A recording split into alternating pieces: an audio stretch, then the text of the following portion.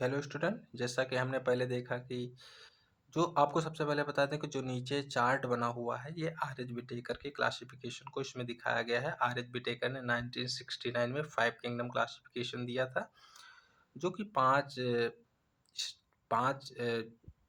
Structure पे based था, जैसे cell structure, body organisation, mode of nutrition, pattern of reproduction और फाइलोजेनेटिक रिलेशनशिप। अब इसमें 5 किंगडम थे: Monera, Protista, Fungi, Plantae, Animalia, जिसमें मोनेरा प्रोकैरियोट था और प्रोटिस्टा, एनिमेलिया, फंजाई और प्लांटी ये सब यूकैरियोट थे। अगर अब सेल वॉल के स्ट्रक्चर को देखा जाए तो अब मोनेरा चूंकि प्रोकैरियोट है तो यहाँ पे पेप्टाइडोग्लाइकेन की सेल वॉल होती है, यानी नॉन सेलुलोजिक सेल वॉल होती है। Peptidoglycan means protein plus polysaccharide, ठीक है।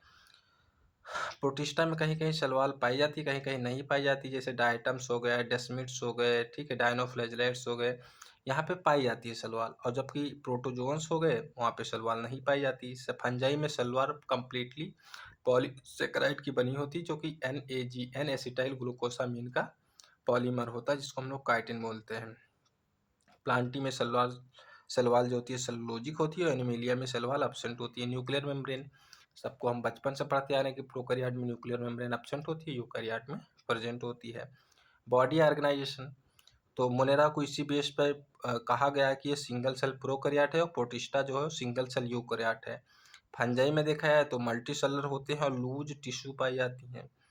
प्लांटी में टिश्यू वेल डेवलप्ड होते हैं और आर्गन का फॉर्मेशन हो जाता है। एनिमेलिया में टिश्यू होते हैं, आर्गन होते हैं, उसके साथ साथ आर्गन सिस्टम भी बन जाते हैं, जैसे डाइजेस्टिव सिस्टम हो गया, रिप्रोडक्टिव सिस्टम हो गया, ठीक है, रिस्पायरेटरी सिस्टम हो गया।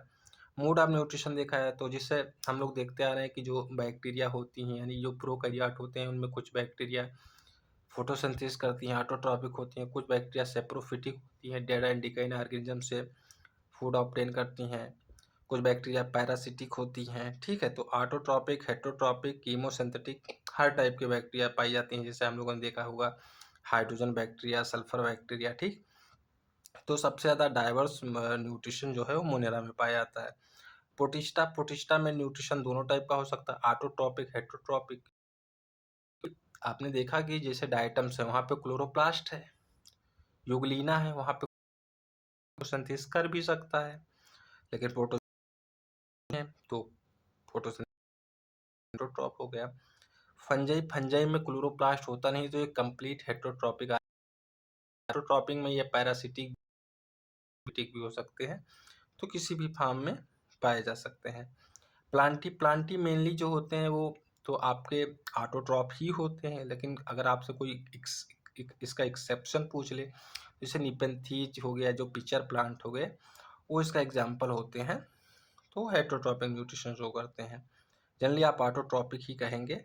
और एनिमेलिया है, एनिमेलिया तो जितने के जितने हैं सब के सब हेटरोट्रॉपिक न्यूट्रिशन शो करते हैं, क्योंकि यहाँ पे क्लोरोप्लास्ट जैसी कोई चीज़ होती है।